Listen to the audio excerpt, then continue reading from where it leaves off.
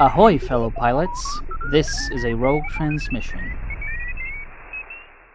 We are breaking our hiatus between seasons 1 and 2 of Upgrade Terminal to bring you something a little different. In August of 2024 at PAX West, there was a booth, showcase, as part of BigMode's sort of presence at the convention. And Malachi was fortunate enough to be able to travel to PAX West and visit the showcase. And so he got the opportunity to play the demo, meet up with Pure Question in the flesh, and do a little bit of a report, I guess, on what happened over there. Yeah, it was the closest that Upgrade Terminal has ever done to having like a reporter in the field. I do wish I could have gone, but for various As practical do I, my reasons, friend, as do I. this just was not feasible. Yeah. But I am glad that Malachi was nonetheless able to capture a little piece of what it was like to be there and the excitement. And I think you'll all just enjoy hearing what he found over there. Yeah, I'm glad you felt that way about it, Nick. Hmm. I was a little nervous when I sent it to you. I was hoping that it would be something you would enjoy because that was kind of like the marker of whether I did a good job. I was like, if Nick thinks it's okay, like if Nick feels like he got something out of this, I will have succeeded. Because that's exactly what I was trying to do, is just kind of capture what that day was like and share that with the community, because I know a lot of people weren't able to go. Hmm. For the record, I just happen to live pretty close to Seattle, so that's the only reason I was able to make it over there. I'm sure lots of people in the Discord server would have loved to have been there, but it's just such a big commitment, Oh yeah, especially for people that aren't inside the US. like myself. Yeah, or people that are on the East Coast, I mean, instead of spending like over $100 to go, which is what I did, people would be spending thousands of dollars, and that's just not realistic, unfortunately. So, but hopefully one day all the Star Providence fans will be able to meet up together. But until we wait for that day, please enjoy this wonderful little report from Malachi. Good morning. It is 7:26 a.m. the first day of PAX West 2024, and I am on my way there. I've made a short stop at my favorite coffee shop, and then I'm going to be back on the road. It is rumored that Pure Question will be manifesting in the flesh, so we'll see, and I'm excited. This is the first gaming convention I've ever been to, so I'm excited to see what it's all about. Before I left, my wife said, "Hey, you look like a real gaming fan." so I guess I looked the part, and we'll see how it goes. I'll talk to you guys when I get there.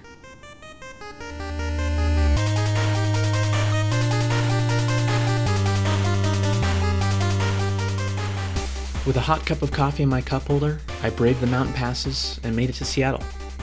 I parked in an underground parking garage that had been suggested on a PAX West Reddit thread and slowly made my way up to the surface. It wasn't hard to find my way to the building to claim my one-day badge, as I could see a steady stream of obviously PAX-bound people all heading in the same direction. By the time I was lined to get into the expo hall, I was surrounded by amazing cosplay and clothing referencing all sorts of characters.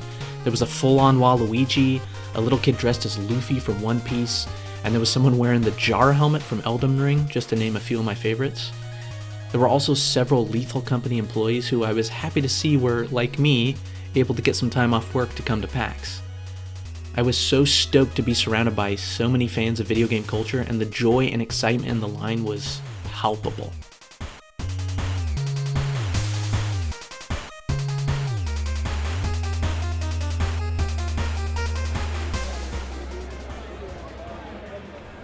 I got to the BigMode booth as quickly as I could, and was able to meet Pure Question.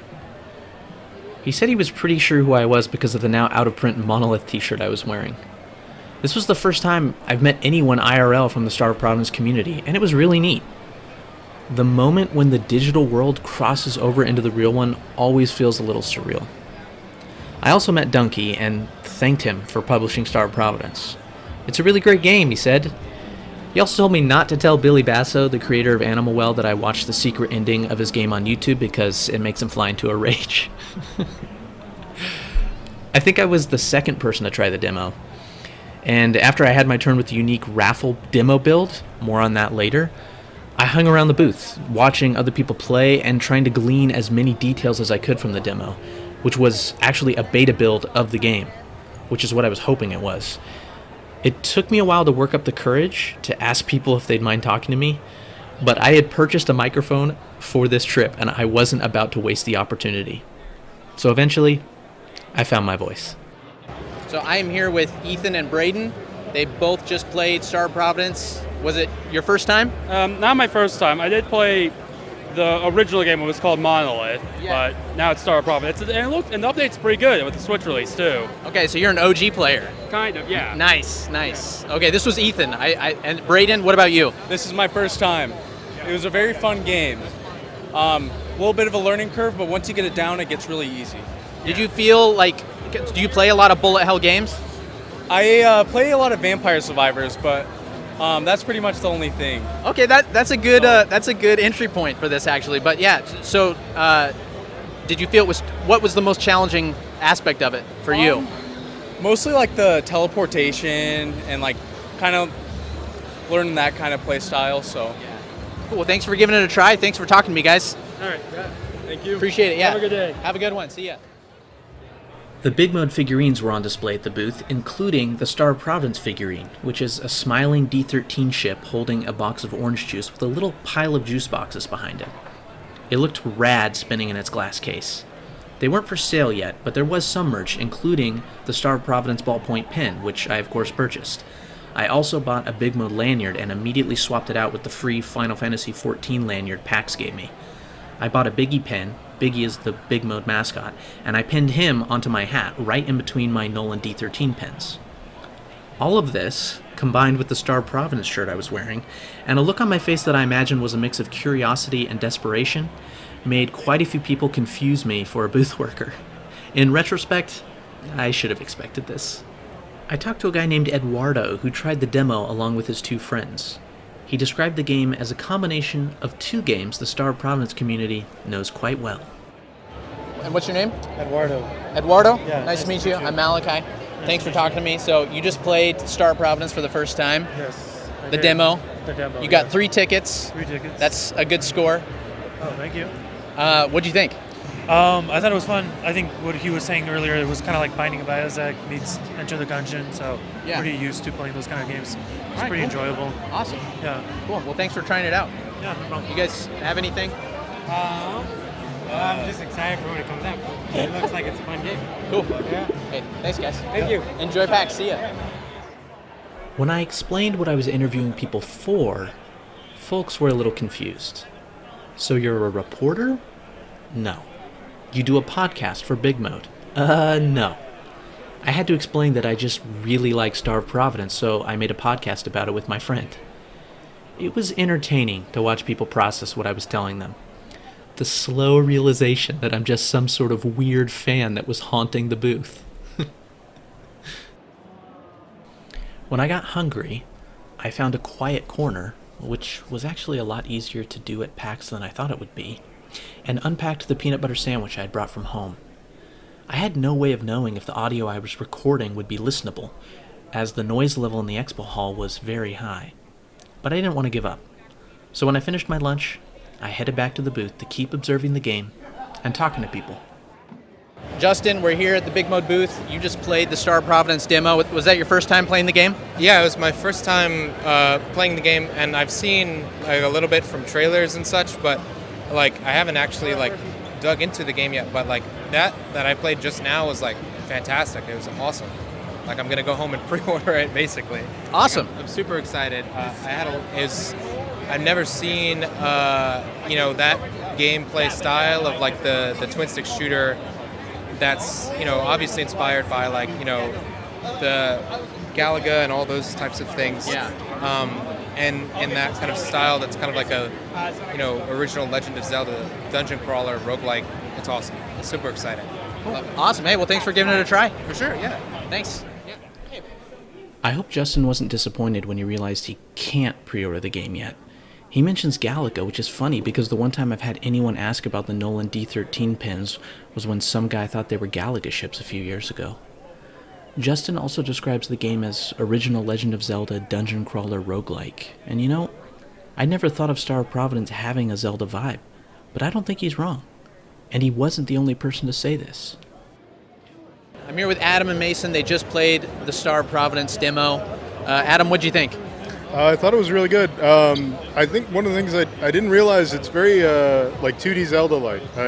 You're navigating through the rooms, and there's like a whole mini-map. I didn't even catch that from the trailers like at all. So yeah, super fun. Yeah, well, there were only 10 minutes, but I think for, as long as you played, you did really well. So there's a lot of depth to the game. So, Mason, what about you? Well, that was some of the quickest 10 minutes I've played in a while. It was a lot of fun. I can tell there's a lot, like there's so many little hints of like more abilities and stuff, and I just didn't have time for it. So I'm excited to play the whole thing. Yeah, cool. Well, thanks for talking to me. Good luck in the raffle, guys. Cool. Yeah, enjoy PAX. Yeah, you too. Take care, guys. Thanks. Adam's comments made me very curious about what a Venn diagram of Zelda Game Boy game fans and Star of Providence fans would look like. In Mason's comments, you can hear the friction that the timer caused for many demo players, but it left them wanting more, which is the best thing a demo can do. An interesting part of PAX West was seeing the many developers that were clearly having a blast just walking around, admiring each other's work, and being among so many of their peers. And I actually ran into a developer that was a big fan of Star of Providence. You said you're a developer? Yes, I'm a developer. My roguelike is Tales and Tactics. It's a roguelike indie auto battler. So have you ever seen Teamfight Tactics Auto Chess? It's that, but with the usual pick one of 3 perks, make a build, yada yada roguelike spin on it. Me though, I'm more interested in story games, and I'd like to make games that are more integrated with story in the future. That's me. Okay, what's your studio name or your name? Table 9 Studios. Table 9 Studios. Yeah. Okay. And so you said you played a lot of Star of Providence. Yes, I bought it back when it was called Monolith. I bought it right before it came out. I love the DLCs. I love the continued work they've been doing on it. One of my favorite things that just immediately sold me on the game was just that you can teleport to any square on the map. Yes. I got really tired after Yes. Binding of Isaac, horrendous walking back and forth for so long. Even Enter the Gungeon only had warp pads and you had a lot of walk time. Yep. The smaller screens, the intensity of the action, I always felt that this was a game that fully understood that you are constantly in the action, constantly thinking, there's no downtime. Yes. Which was better for me as an action fiend, I suppose. Yeah. Okay. Yeah. Nice. So have you had a chance to play the demo yet? No, I kind of haven't, because I just figured I'm going to play it again. I haven't played in ages. I played since the last DLCs and was like, this is great. Yeah. Although the latest bosses are really crazy bullet hell. They're straight out of Toho. But I'm going to play again when it comes on the Switch in October, I believe. February. Sorry. But it's coming. Yeah, It's okay. coming. Damn, I was getting all excited. I wish it was October. Yeah. No, I love the idea of having it on my TV. I always felt it was better with a controller. Yeah. I'm really excited for it on Switch. Huge on that. Huge on the developers. They're great people, as far as I know. Absolutely. Yeah. Yes. Cool. Well, thank you. And No what was your problem. name? Eden. Eden. Yeah, and you are Malachi. Malachi. What Yeah. an incredible name. Thank you. I like your name as well. Thank you. Yeah, So So what? Table 9 Studios? Table 9 Studios. Awesome. Yeah. Check out my game if you like. You don't have to. I will. Thank you. Eden was a lot of fun to talk to, and after a bit, he started interviewing me. So what made you want to start a fan cast for Monolith? Yeah, sorry. No. It's a game I fell in love with. And Awesome. Sometimes a game just clicks with you on Oh, a certain totally. level. So I've been playing it for many years now. Heck yeah. Super excited to hear that it's getting an update.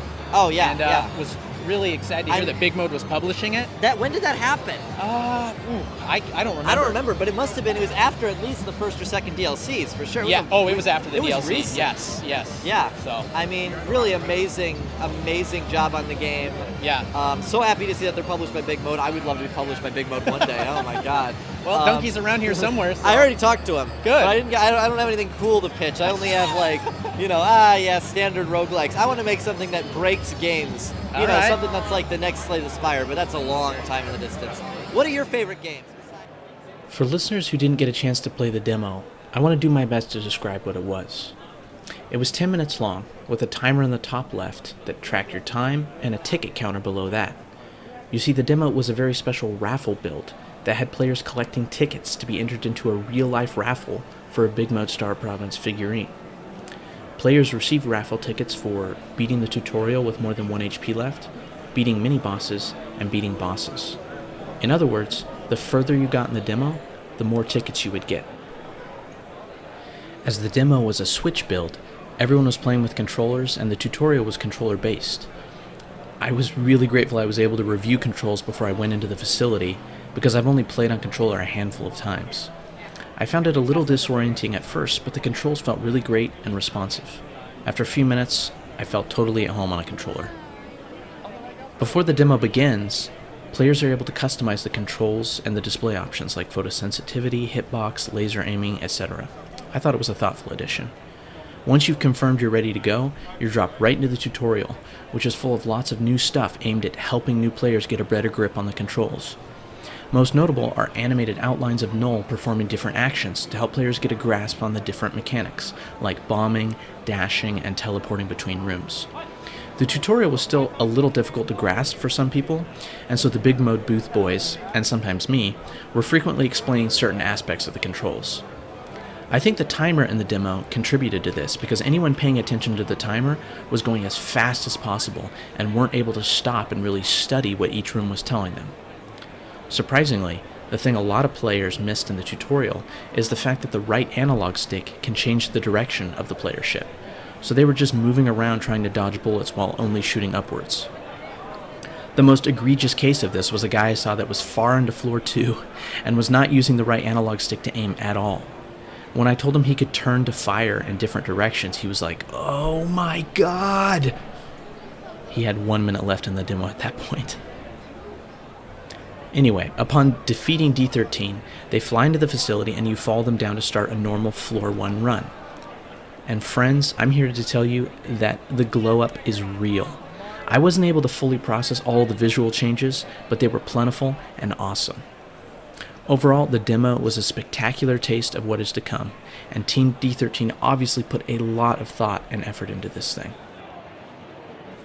Before I left, I wanted to ask Pure question about this special raffle demo build, and thankfully, I got the opportunity to do so. We basically came up with the tickets idea. We decided where they should be. Okay. We worked out that. We debated a few other places they could be. Like, we actually thought about, like, maybe you could fight Microcore and Microcore drops one. We didn't end up doing that. We kind of settled where we settled because it ended up at, it just ended up at 9, which made it stay 1 digit, which was nice. I'm trying to think if there were some other ones. So it ended up the only bonus one was the temple one that you got. But yeah, so it worked out pretty well. So how did the raffle idea come about? Well, they wanted to do raffles. Oh, okay. I think that's a popular thing. There's quite a few booths doing them. Yeah. But we were like, we could probably put that in the game. That'd be pretty easy. So we did it. But they wanted to do a raffle because like they had that to give away. Yeah. So it wasn't us that brought up the giving away the motos. Okay. So the raffle idea came from BigMode. Yeah, they said they wanted to do a raffle, and they said, "Do you have any ideas for that?" And we said, "Yes." Yeah, that's awesome. Do you think you'll ever make the raffle mode available, like in a beta, in a beta branch or something, so people could use it? I hadn't considered that. I would be surprised if we would do that. Yeah, I guess fair. there's not a reason not to, but not really a reason to do it either. I don't know. February. I guess it'd be funny to have a time attack mode now that we've done this. Yeah. But no, it's not really something we thought about. Yeah. Has anything stuck out to you today? Like seeing so many people play it, the way people are interacting with the game. What have you noticed? Clearly, the tutorial needs a section that forces you to aim a direction other than up. Yeah. I think so. Oh god, that's so funny. Well, this is day 1. You're gonna have a fun weekend, but it's gonna be tiring. Yeah. I think. Yeah. In a good way. 2 more days of this. Yeah. I gotta get out of here Monday morning. I'm almost hoping the flight gets delayed. And with that, I said goodbye. I was sad to go. It kind of felt like I was the first person leaving a party that had just started. But I had a really good time meeting people, and the entirety of PAX West felt incredibly friendly, inclusive, and welcoming. I'm grateful to Pure Question and the BigMode booth crew for putting up with me all day, and a huge thank you to everyone who took the time to talk to me, both on mic and off. Being surrounded by fellow fans of video games made me feel like I do in a Discord server, but in real life. It was great. I recorded my final thoughts as I rode a big escalator down to the ground floor on my way out. So that concludes my first day and my last day at PAX West 2024. I was at the BigMode booth for an ungodly amount of time, and everyone working there probably thought I was kind of weird. But I watched a lot of people experience Star of Providence for the first time, which was a treat. I watched people struggle, and many of them emerge victorious, and quite a few of them die to 13th, the tutorial boss. But yeah, it's been tiring. I at this point, I can't really imagine doing this for 3 days in a row. So this was my one and only day. And now I make the long trek home.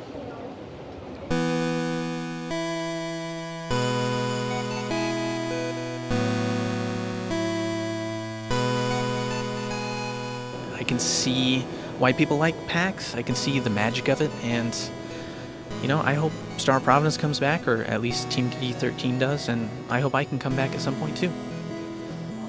This has been Malachi, signing off.